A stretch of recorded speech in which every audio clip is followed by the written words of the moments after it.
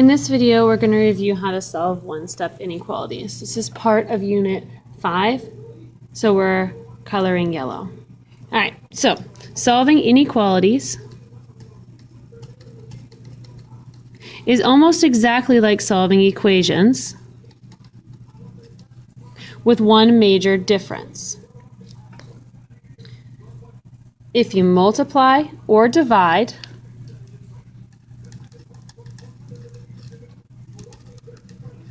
by a negative number, you must flip the inequality symbol. So we have a bunch of examples here. First example is k minus 18 equals negative 21. So I am going to bring this up just a little bit. There we go. K minus 18 is greater than or equal to 21. So I'm going to copy the problem. So just like in an equation, if I see minus 18, I would need to add 18 to both sides, so plus 18 plus 18. And this gives me k is greater than or equal to negative 21 plus 18 gives me negative 3. So my answer is k is greater than or equal to negative 3. I still do my test. So I'm going to plug in 0 for k. 0 is greater than or equal to negative 3, and that's true. So I put a closed dot on negative 3. Since my test case was true, I want to draw my arrow so that it covers up 0. So my arrow will point to the right. All right, example number 2. I have 361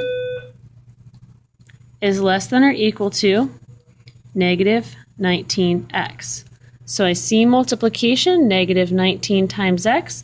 So I'm going to use division to solve. I'm dividing both sides by negative 19. So then I can use a calculator. So I've got 361 divided by negative 19.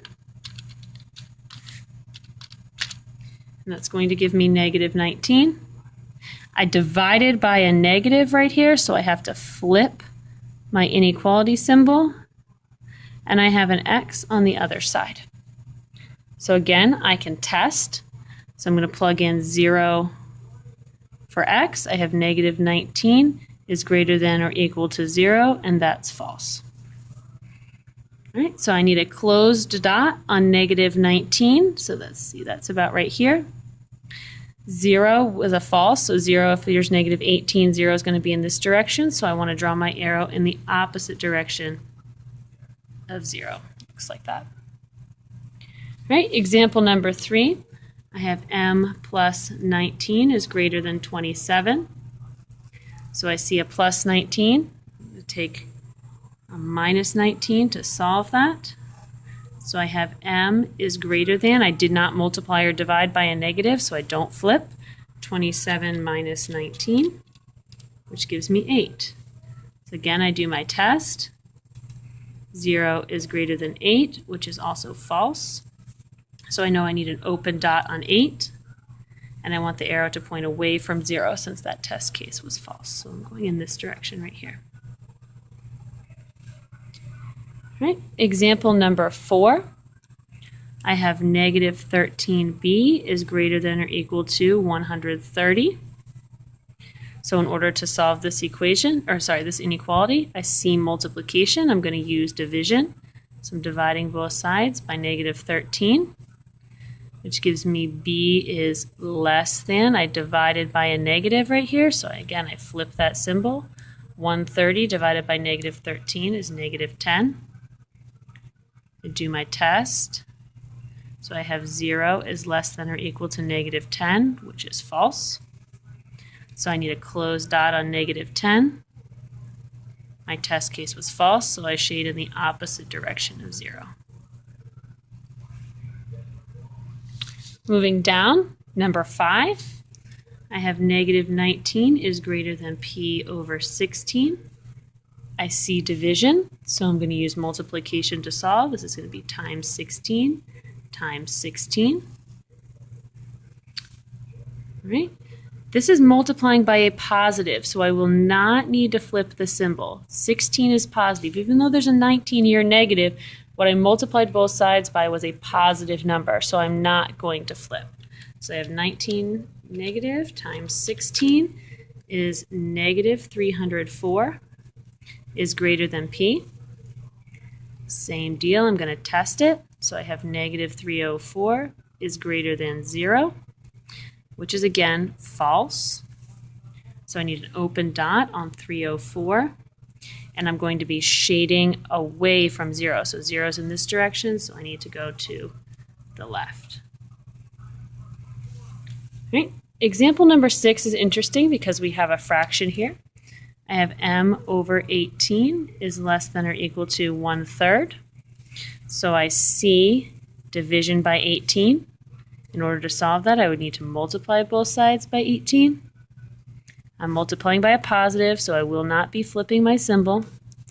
This leaves me with m is less than or equal to, and I have 1/3 times 18. And so to multiply fractions together, remember we put the whole number over 1. We can cross simplify, that's 6 and that's 1. This gives me 6 over 1, and that's equal to 6. So m is less than or equal to 6. Do my test. I have 0 is less than or equal to 6, which is true. So I have a closed dot on 6, and my arrow is going to be pointing to the right, or sorry, to the left towards 0. So again, if your answer is true, your arrow points towards 0. If your answer is false, it points away from 0. All right, number 7, I have p minus negative 16 is less than 3.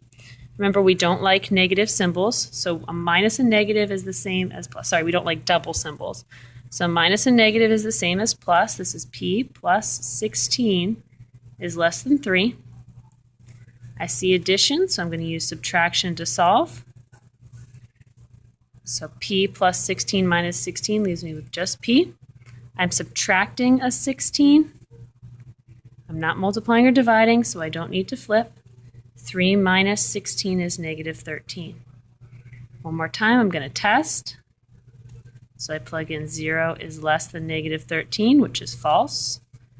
So I need an open dot on negative 13, which is between negative 12 and negative 14. And I'm going to draw my arrow to the left, so that way it's pointing away from 0. Last example, example number 28. I have negative 23 is less than or equal to v plus negative 6. Again, we don't like double symbols, so v plus negative 6 is the same as v minus 6. I see subtraction here, so I'm going to use a plus 6 and a plus 6 to cancel the subtraction. Negative 23 plus 6 is a negative 17, so I have negative 17 is less than or equal to v. Again, not multiplying or dividing by a negative, so I don't need to flip the symbol.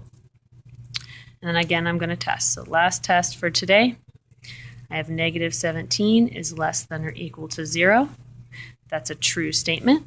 So I need a closed dot on negative 17, which is between negative 16 and negative 18. And it's a true statement, so I want my arrow pointing towards 0.